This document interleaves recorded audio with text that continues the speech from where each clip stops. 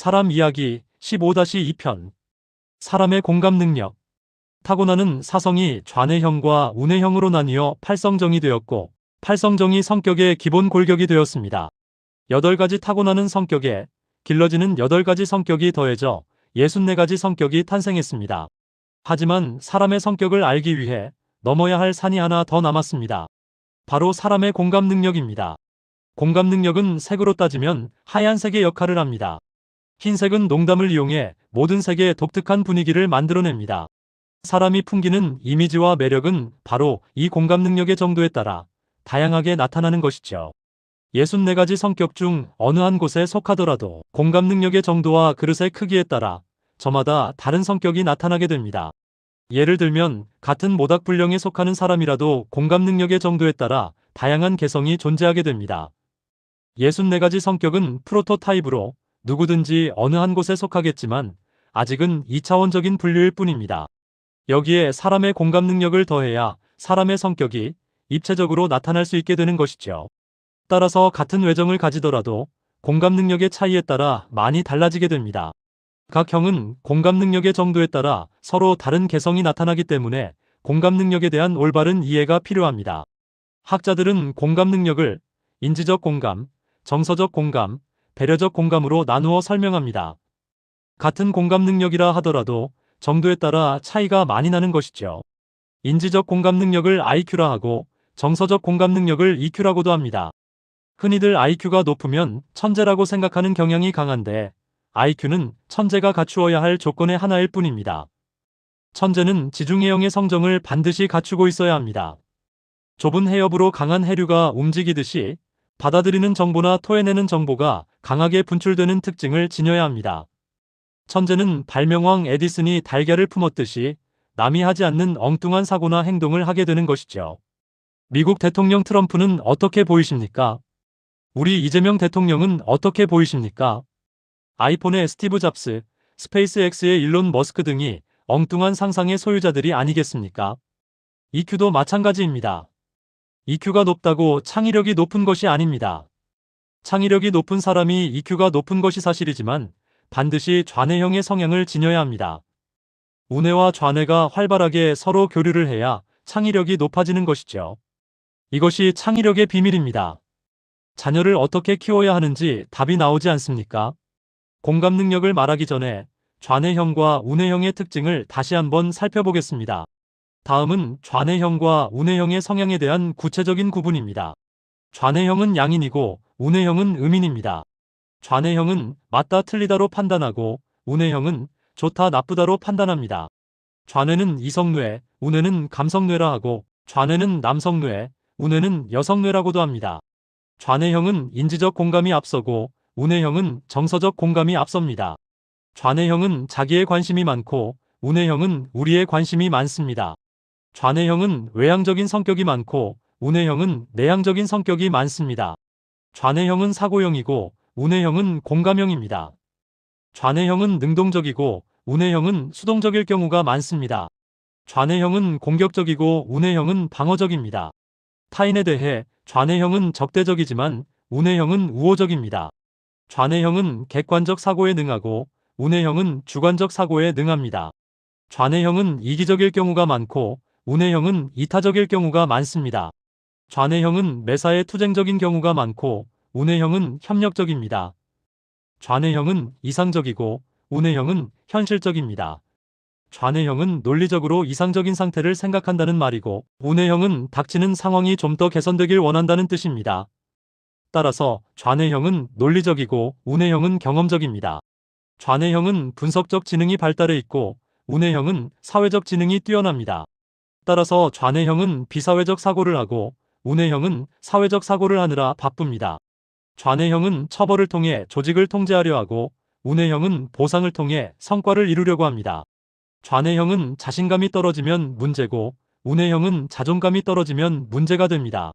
좌뇌형은 허세 부리기를 좋아하지만 우뇌형은 겸양이 우선합니다. 좌뇌형은 직접적으로 말하거나 처리하는 것을 선호하지만 우뇌형은 간접적으로 둘러서 하기를 좋아합니다.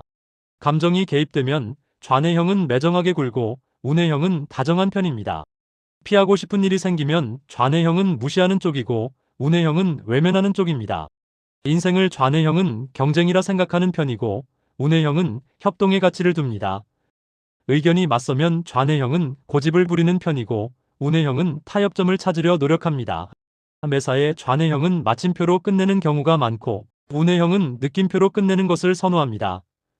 좌뇌형은 자신을 과대평가하는 경우가 많고 운해형은 자신을 과소평가하는 경우가 많습니다. 좌뇌형은 일을 처리할 때 명령을 선호하고 운해형은 우선 설명을 충분히 하는 편입니다. 좌뇌형은 상호투쟁적이고 운해형은 상호부조의 가치를 둡니다. 좌뇌형은 자존감이 높으면 문제가 되고 운해형은 자존감이 낮으면 문제가 됩니다. 좌뇌형은 실패 시 남 탓을 하고 운해형은 실패 시 자책을 하는 경향이 강합니다. 좌뇌형은 결과가 중요하고 운해형은 과정을 중요하게 생각합니다.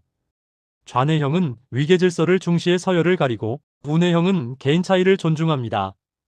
당연히 좌뇌형은 자기 중심적이고 운해형은 타자 중심적입니다. 좌뇌형은 잔인한 일을 서슴지 않고 하지만 운해형은 연민이 앞서 잔인한 행동을 하지 못합니다. 이 외에도 서로 대비되는 많은 특징들이 있을 수 있으니 참고하시기 바랍니다.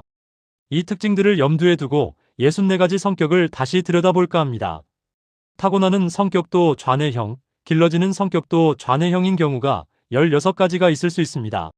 바다 산불, 바다산, 바다구름, 산불바다, 산불산불, 산불산, 산불구름, 산바다, 산산불, 산산, 산구름, 구름바다, 구름산불, 구름산, 구름구름.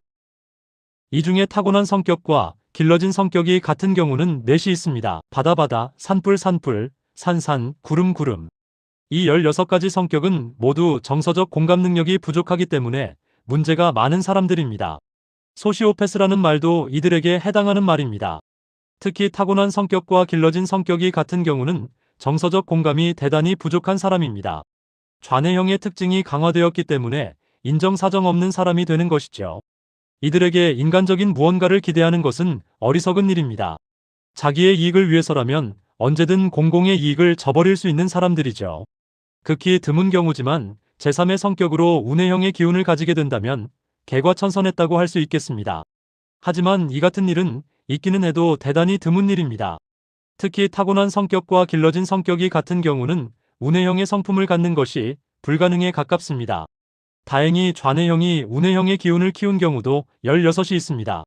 이들은 인지적 공감과 정서적 공감 능력이 균형이 잡혀 있기 때문에 자기의 이익과 공동체의 이익을 조화시켜 나갈 능력이 있는 것이죠. 이렇게 보면 좌뇌형의 아이는 어떤 교육에 힘써야 하는지 명약관화한 일이 됩니다. 좌뇌형은 알고 있는 것을 기초해 맞다 틀리다로 1차적 판단을 하기 때문에 인지적 공감 능력이 발달해 계산적이고 분석적입니다. 그 능력을 자기만을 위해 사용하면 이기적인 사람이 됩니다. 정서적 공감을 키워 감성이 높아지면 자기 외의 가족이나 주변에도 친절한 사람이 되는 것이죠. 하지만 여기에 머무르면 아직은 이기적인 사람입니다.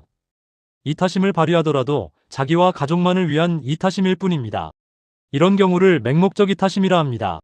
하지만 한 걸음 더 나아가 사회나 공동체의 안녕에 관심을 가지게 되면 배려적 공감 능력을 가졌다는 뜻이 됩니다.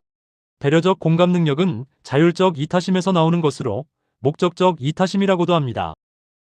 목적이 있는 자율적 이타심이야말로 가장 바람직한 이타심인 것이죠. 타고나는 성격도 운해형, 길러지는 성격도 운해형인 경우도 16이 있습니다.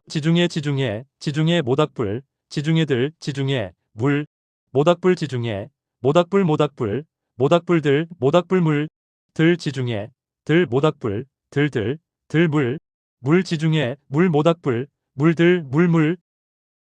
이 중에 타고난 성격과 길러진 성격이 같은 경우도 넷이 있습니다. 지중해, 모닥불, 들들, 물물. 이 형은 운해형의 성격이 더욱 강화되었기 때문에 유약한 성격이 되기 쉽습니다. 같은 운해형이라도 가장 경계해야 할 상황인 것이죠. 운해형은 닥치는 상황을 좋다 나쁘다로 1차적 판단을 하기 때문에 정서적 공감이 발달한 사람입니다. 새로운 상황에서 알게 된 지식은 좌뇌로 넘어가기 때문에 항상 정서적 판단을 할 수 있는 것이죠. 하지만 계산적 사고가 부족하게 되면 자기만의 감성에 빠져 이를 그르칠 수 있습니다. 너무 나이브한 성격이 되어 손해보는 경우가 많아지는 것이죠. 겹치는 좌뇌형은 타인에게 해를 끼치지만 겹치는 우뇌형은 어떤 해로운 일도 하지 않습니다. 다만 자기 자신을 해치게 될까봐 걱정이 되는 것이죠. 따라서 어릴 때부터 웅변이나 태권도 등 외향적인 활동과 논리적인 사고를 키워줘 인지적 공감 능력을 향상시켜주는 것이 중요합니다. 현대 사회는 인지적 능력을 중요시하기 때문에 사회가 요구하는 실력을 키워야 하는 것이죠. 특히 타고나는 성격과 길러진 성격이 같아지는 것은 가장 피해야 할 경우입니다. 이렇게 되면 필요한 제3의 성품을 기대하기 어렵기 때문입니다. 다행히 우뇌형으로 태어나 좌뇌형의 기운을 키운 경우도 16이 있습니다. 이들은 균형 잡힌 사고를 하기 때문에 자기 자신도 행복하지만 타인의 행복에도 관심을 가집니다. 공동체에 도움이 되는 일을 하는 것은 당연한 일입니다. 우리 아이들을 어떻게 키워야 하는지는 답이 바로 나오는 것이죠. 적어도 대한민국의 교육이 이 정도 수준에는 올라가야 한다고 생각합니다. 다음 시간에도 공감 능력에 대한 이야기는 계속됩니다.